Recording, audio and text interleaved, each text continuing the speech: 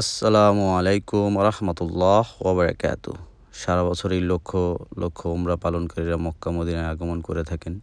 সেদিকে লক্ষ্য করে আজকের ভিডিওটা আমি উপস্থাপন করার চেষ্টা করব, যেখানে উমরার শুরু থেকে শেষ পর্যন্ত কিভাবে আদায় করবেন তার প্রত্যেকটি জায়গার ভিডিও চিত্র সহকারে পুরো উমরার শুরু থেকে শেষ পর্যন্ত কোথায় কী আমল রয়েছে আমি দেখানোর চেষ্টা করব, এবং সে সাথে এহরামের কাপড় কিভাবে বাঁধতে হয় সেটাও আমি দেখানোর চেষ্টা করব। আপনারা বাংলাদেশ থেকে আসার পথে এহরাম পরে নেবেন, আর মহিলারা যে কাপড় পরিধান করে থাকেন সেটাই হলো আপনাদের এহরাম। আর পুরুষরা দুটি কাপড়, একটি উপরে আর একটি নিচে পরবেন। সেই এহরামের অবশ্যই মিকাত অতিক্রম করার আগেই পরে নেবেন। মক্কা শরীফের চতুর্দিকে মিকাত রয়েছে, যে মিকাত অতিক্রম করার আগে অবশ্যই আপনার এহরামের কাপড় বেঁধে নিয়ত করে নিতে হবে যে আল্লাহ, আমি উমরা এহরাম বাঁধলাম, তুমি সহজ করো, কবুল করো। এভাবে আপনারা নিয়ত করে নিতে পারেন এবং তালবিয়া পাঠ করতে থাকবেন।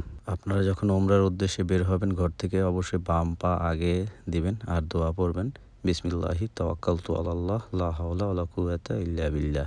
এহরাম কাপড় পরার আগে অবশ্যই আপনাকে সুন্দরভাবে গোসল করে নিতে হবে, এটা হচ্ছে সুন্নত। এহরাম বাঁধার আগে সুগন্ধি ব্যবহার করা যাবে এবং তার সুন্নত, কিন্তু এহরাম বাঁধার পর কোনোভাবেই কোনো প্রকার সুগন্ধি ব্যবহার করা নিষিদ্ধ। এহরাম কাপড় বাঁধার পরে আপনি তালবিয়া পড়বেন 3 বার আর উমরার নিয়ত করবেন লব্বাইক আল্লাহুম্মা বিউমরাতিন, অথবা নিজ ভাষাও বলতে পারেন যে আল্লাহ, আমি এহরামের কাপড় বাঁধলাম, তুমি সহজ করো, কবুল করো। এভাবে আপনারা বাংলায় নিয়ত করে নিতে পারেন। এরপর হচ্ছে আপনারা 3 বার তালবিয়া পাঠ করে নেবেন। লব্বাইক আল্লাহুম্মা লব্বাইক, লব্বাইক লা শারীকা লাক লব্বাইক, ইন্নাল হামদা ওয়া নি'মাতা লাকা ওয়াল মুলক লা শারীকা লাক। এভাবে আপনারা 3 বার তালবিয়া পাঠ করে নেবেন। আর আপনারা চেষ্টা করবেন ইহরামের 2টা কাপড়ের সেট নিয়ে যাওয়ার, কারণ একটা যদি কোনোভাবে নাপাকি হয়ে যায় তখন ওটা চেঞ্জ করে নিতে পারেন। তো ইহরামের কাপড় বাঁধার ক্ষেত্রে অনেক ধরনের মত, মানে অনেকে দেখা যায় যে ডান কাঁধ খুলে রাখেন। তো ইহরাম বাঁধার পরে উপরের অংশ 2 কাঁধ ঢেকে রাখতে হবে। অনেকে দেখা যায় ডান কাঁধ খুলে রাখেন। ডান কাঁধ শুধুমাত্র কাবা ঘর তাওয়াফ করার সময় খুলে রাখতে হয়, এর আগেও না পরেও না। উমরার ক্ষেত্রে ইহরামের শুরু থেকে তাওয়াফ শুরু করার আগ পর্যন্ত তালবিয়া পড়তেই থাকবেন। তাওয়াফ শুরু করলে তালবিয়া পড়া ছেড়ে দিবেন। ইহরাম বাঁধার পর 2 রাকাত নফল নামাজ পড়ে নেবেন, যেটা আমাদের হযরত মুহাম্মদ সাল্লাল্লাহু আলাইহি ওয়াসাল্লাম পড়তেন। মসজিদুল হারামে যখন প্রবেশ করবেন তবে অবশ্যই খেয়াল রাখবেন ডান পা আগে দিয়ে প্রবেশ করবেন আর দোয়া পড়বেন, বিসমিল্লাহি ওয়াসসালাতু ওয়াসসালামু আলা রাসূলুল্লাহ আল্লাহুম্মা আফতালি আবওয়াবা রাহমাতিক। তো আমাদের হোটেল থেকে মসজিদে জোরানোর দূরত্ব প্রায় 25 কিলোমিটার মতো। তো অনেকে আয়েশা মসজিদ কাছে থাকার কারণে ওইখান থেকে অনেকে গোসল করে এহরামের কাপড় বেঁধে নেন। ওটা মক্কার অনেক কাছাকাছি, 9.5 থেকে 10 কিলোমিটার হবে, কিন্তু জোরানা মসজিদটা একটু দূরে হওয়ার কারণে অনেক হাজিরা এখানে আসেন না। তো আমরা নিয়ত করে নিব, আমরা এই জোরানা মসজিদ থেকে আমরা উমরার গোসল করে তারপর এহরামের কাপড় বেঁধে উমরার জন্য অবশ্যই আমরা রওনা করব। তো এখানে হযরত মুহাম্মদ সাল্লাল্লাহু আলাইহি সাল্লাম যখন তায়েফ নগরীর থেকে আসতেন এই আল জোরানা মসজিদে, তখন মহানবী হযরত মুহাম্মদ সাল্লাল্লাহু আলাইহি ওয়াসাল্লাম উমরার জন্য আর কি নিয়ত করে উমরার উদ্দেশ্যে রওনা হন তার সাহাবীদেরকে নিয়ে। তো একটা কথা বলে রাখা ভালো, আপনি যখন উমরার জন্য পরিষ্কার হবেন, গোসল করা শেষ হলে আপনার নিচে কোনো ধরনের কাপড় রাখা যাবে না। শুধুমাত্র উমরার যে এহরামের কাপড় সেটা আপনাকে পরতে হবে ডাইরেক্ট, মানে নিচে কোনো ধরনের আন্ডারওয়্যার বা কোনো ধরনের প্যান্ট, গামছা, লুঙ্গি এগুলো কোনো কিছু রাখা যাবে না। সম্পূর্ণ আপনার এগুলা খুলে দেন আপনাকে এহরামের কাপড় বাঁধতে হবে। তো দেখতে পাচ্ছেন এখন আমি কাপড় 2টা, মানে একটা কাপড়ই এখানে সমান ভাগে ভাগ করে নিয়ে প্রথমে একটা মানে বাম পাশ থেকে ডান পাশে ফোল্ডিং করছি, দেন ওইটাকে আবার আরেকটা পার্ট করে আবার নিয়ে একটু গুজলাম। তো এইভাবে এহরামের কাপড়টা বেঁধে নেবেন। বিশ্বাস করেন খুব শক্তভাবে এটা বাঁধা হয়ে গেছে অলরেডি, কিন্তু পরবর্তীতে আমি আবার বেল্ট ইউজ করছি যাতে আমার মোবাইল ফোন আর কিছু দিরহাম ছিল ওইগুলা যেন রাখা যায়। তো দেখতেছেন যে সুন্দরভাবে কোনো আমার কোনো কিছু দেখা যাবে না বা বাতাসে উড়লেও কোনো সমস্যা হবে না। তো এরপরে হচ্ছে উপরের যে অংশের যে কাপড়টা সেটাও আমি পরে নিব। তবে অবশ্যই খেয়াল রাখবেন আপনার যেন কোনো ডান কাতটা যেন খোলা না থাকে। ডান কাতটা শুধুমাত্র আপনি তাওয়াফ করার সময় আপনার খোলা রাখতে হবে, এছাড়া আপনার করা যাবে না। ইহরামের কাপড় বাঁধা শেষ হয়ে গেলে এখন 2 রাকাত নফল নামাজ পড়ে নিতে হবে। তো এইভাবে করলে আপনার মোটামুটি উমরার প্রথম ধাপ শেষ। তো উমরার ধাপ হচ্ছে টোটাল 5টা, যেটা ইহরাম কাপড় বাঁধা এটা হচ্ছে 1 নাম্বার ধাপ। তো এটা হচ্ছে ফরজ। এরপরে হচ্ছে আপনার দ্বিতীয় ধাপ হচ্ছে কাবা ঘর তাওয়াফ করা। তো কাবা ঘর তাওয়াফ করা এটা হচ্ছে ফরজ। তো আল জুরানা মসজিদে আমরা নফল নামাজ আদায় করে নিই।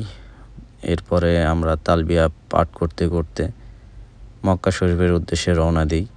তো মক্কা শরীফে আমরা প্রায় পৌঁছে গেছি। উমরার দ্বিতীয় স্টেপ হচ্ছে কাবা ঘর তাওয়াফ করা। কাবা ঘর তাওয়াফ করা ফরজ। তাওয়াফের শুরুতেই ইস্তেবা করতে হবে। ইস্তেবা মানে হচ্ছে ডান কাত খালি রেখে চাদরের মাঝের অংশ বগলের নিচে দিয়ে এনে চাদরের পার্শ্ব বাম কাঁধের উপরে ফেলতে হবে। হাজরে আসওয়াদ বা কালো পাথরকে সামনে রেখে তাওয়াফ শুরু করতে হবে। হাত তুলে হাজরে আসওয়াদের দিকে তাকিয়ে বিসমিল্লাহি আল্লাহু আকবার। এই সময় আপনারা একটা দোয়া পড়বেন যে আল্লাহ, আমি উমরা শুরু করতে যাচ্ছি, আল্লাহ তুমি আমার উমরাকে সহজ করো, কবুল করো।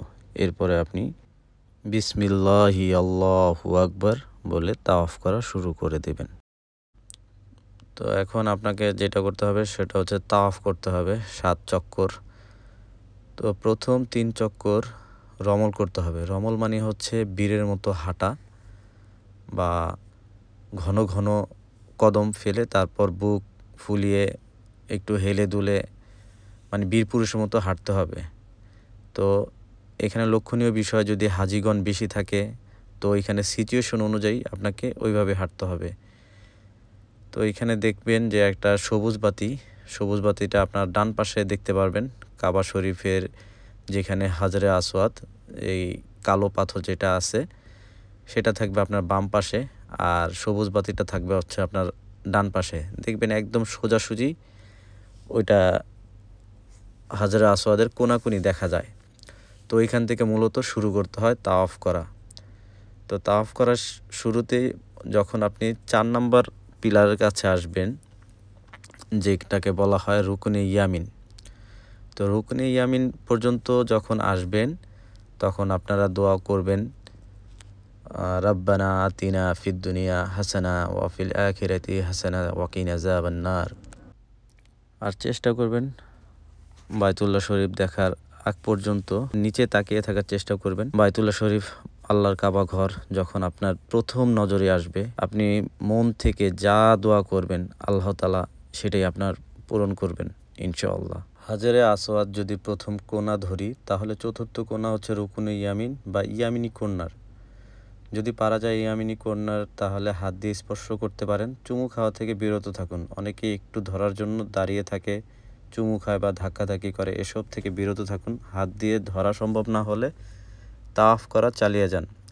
রুকুনে ইয়ামিন এবং হাজরে আসওয়াদ এই 2 কর্নারের মাঝখানে আপনারা দোয়া করবেন রব্বানা আতিনা ফিদ দুনিয়া হাসানাতা ওয়া ফিল আখিরাতি হাসানাতা ওয়া কিনা আযাবান নার। অর্থাৎ, হে আমার রব, আমাদেরকে দুনিয়াতে কল্যাণ দান করেন এবং আখিরাতেও কল্যাণ দান করেন এবং আমাদেরকে দোজখের আযাব থেকে রক্ষা করুন। তো এর থেকে বড় দোয়া আর কি হতে পারে একটা মানুষের জীবনে। তো এই চেষ্টা করবেন এই দোয়াটা বেশি বেশি পড়ার। আর আপনি মন থেকে তাওয়াফ করার সময় যে কোনো দোয়া, যে কোনো আপনার আল্লাহর কাছে যত আকুতি মিনতি, যত যা চাওয়ার আপনারা দোয়া করতে পারেন এটা তাওয়াফ করার সময়। আর বেশি বেশি চেষ্টা করবেন আল্লাহর প্রশংসা করার। আল্লাহর অনেক প্রশংসা করণীয় নাম আছেন, গুণবাচক নাম আছে, ওইগুলো আপনারা পড়তে পারেন। এই সময় আপনারা যত ধরনের দোয়া, জিকির, দোয়া, কোরআন তেলাওয়াত করতে পারেন। এরপর হাজরে আসওয়াদ পর্যন্ত আসলে 1 চক্কর পূরণ হবে। পুনরায় হাজরে আসওয়াদের দিকে তাকিয়ে হাত তুলে বিসমিল্লাহি আল্লাহু আকবার বলে দ্বিতীয় চক্কর শুরু করুন এভাবে 7 চক্কর শেষ করতে হবে। তাওয়াফের শুরুতে বা হাজরে আসওয়াদের কোণা আসলে ডান হাত দিয়ে হাজরে আসওয়াদ স্পর্শ করবেন ও চুমু খাবেন। যদি হাজরে আসওয়াদ চুমু খেতে না পারেন হাত দিয়ে স্পর্শ করবেন ও হাতে চুমু খাবেন। যদি হাত দিয়ে স্পর্শ করতে না পারেন তাহলে হাজরে আসওয়াদের দিকে মুখ করে হাত তুলে আল্লাহু আকবার বলবেন, কিন্তু হাতে চুমু খাওয়া যাবে না। অনেকে হাজরে আসওয়াদ চুমু খাওয়ার জন্য ভিড় করেন, অন্যকে কষ্ট দেন। এসব করা যাবে না, এসব থেকে বিরত থাকুন। এসব করলে উল্টো আরও গুনাহ হবে। কাছে গিয়ে স্পর্শ করা এবং দূর থেকে ইশারা করা সওয়াব সমান। বাড়তি সওয়াব হবে চিন্তা করে কাউকে কষ্ট দিয়ে উল্টো আরও গুনাহগার না হয় উত্তম। অনেকে কাবা ঘর স্পর্শ করে দাঁড়িয়ে থাকেন, এমন কিছু মহানবী সাল্লাল্লাহু আলাইহি সাল্লাম করতে বলেননি, তাই এমন কিছু করা থেকে বিরত থাকবেন। তো এখন দেখছেন যে এটা হচ্ছে মাকামে ইব্রাহিম। তো এইভাবে মোটামুটি আপনার 7 চক্কর দেওয়া শেষ হয়ে গেলে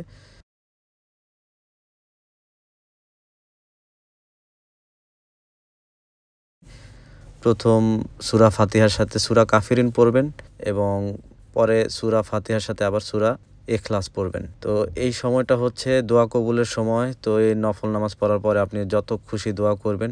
নফল নামাজ আদায় করা শেষ হলে আপনি জমজমের পানি পান করবেন। তবে একটা কথা বলে রাখা ভালো, আপনি মাকামে ইব্রাহিমের সামনে যে আপনার নফল নামাজ পড়তে হবে এমন কোনো বাধ্যবাধকতা নেই। আপনি হারাম শরীফের যে কোনো জায়গায় আপনি নফল নামাজ পড়তে পারেন।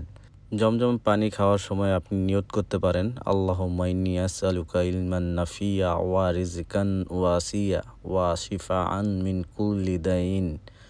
অর্থাৎ, হে আল্লাহ, আমি আপনার কাছে প্রার্থনা করছি উপকারী সব ইলম আমাকে দান করুন এবং আমাকে প্রশস্ত রিজিক এবং সর্বপ্রকার রোগ থেকে আমাকে মুক্তি দান করুন। ওমরার চতুর্থতম ধাপ হলো সাই করা। সাই করার সময় আপনারা বাংলায় বা আপনার নিজের ভাষায় বলতে পারেন, হে আল্লাহ, আমি সাই শুরু করতে যাচ্ছি, আল্লাহ তুমি সহজ করো, কবুল করো। অথবা আরবিতে আপনারা এই দোয়াটা বলতে পারেন, ইন্নাস সাফা ওয়াল মারওয়াতা মিন শাইরিল্লাহ আবদাউ বিমা বাদাল্লাহ বিহি। অর্থাৎ, নিশ্চয়ই সাফা মারোয়া আল্লাহর নিদর্শন, আমি শুরু করছি আল্লাহ যা দিয়ে শুরু করেছেন। এরপর সাফা পাহাড়ের উপরে প্রতিবার দাঁড়িয়ে ক্যাবলামুখী হয়ে আলহামদুলিল্লাহ আল্লাহু আকবার বলে এই দোয়াটা 3 বার পাঠ করবেন। লা ইলাহা ইল্লাল্লাহু আল্লাহু আকবার, লা ইলাহা ইল্লাল্লাহু আহদাহু লা শারীকা লাহু লাহুল মুলকু ওয়া লাহুল হামদু ইউহি ওয়া ইউমিতু ওয়া হুয়া আলা কুল্লি শাইইন কাদির। লা ইলাহা ইল্লাল্লাহু আহদাহু আনজাজা ওয়াহদাহু ওয়া নাসারা আবদাহু হাজামাল আহজাবা ওয়াহদাহু। এছাড়া বাড়তি যে কোনো দোয়াই আপনি পড়তে পারেন। সাফা থেকে মারওয়ার দিকে সাই শুরুতে সবুজ চিহ্নিত স্থান দেখতে পাবেন। সেখানে পুরুষরা দৌড়ে অতিক্রম করবে আর নারীরা স্বাভাবিকভাবেই হেঁটে তা অতিক্রম করবেন। সাই করার সময় যে কোনো দোয়াই পড়া যায়। দোয়ার পাশাপাশি আল্লাহর প্রশংসা করুন। সাফা থেকে মারওয়া পর্যন্ত 7 বার সাই করতে হবে। সাফা থেকে মারওয়া পর্যন্ত 1 চক্কর, মারওয়া থেকে সাফা পর্যন্ত 2 চক্কর, আবার সাফা থেকে মারওয়া পর্যন্ত 3 চক্কর। এভাবে 7 বার হবে। 7ম বার আপনি মারওয়াতে যখন পৌঁছবেন তখন সাফা মারওয়া কমপ্লিট করা হবে। তখন এই সময় আল্লাহর কাছে আপনি মন খুলে দোয়া করতে পারেন। তবে এটা লক্ষণীয় বিষয়, সাই করার সময় যদি দেখেন সালাত দাঁড়িয়ে গেছে তখন আপনি কাতারবন্দি হয়ে সালাত আদায় করে নেবেন।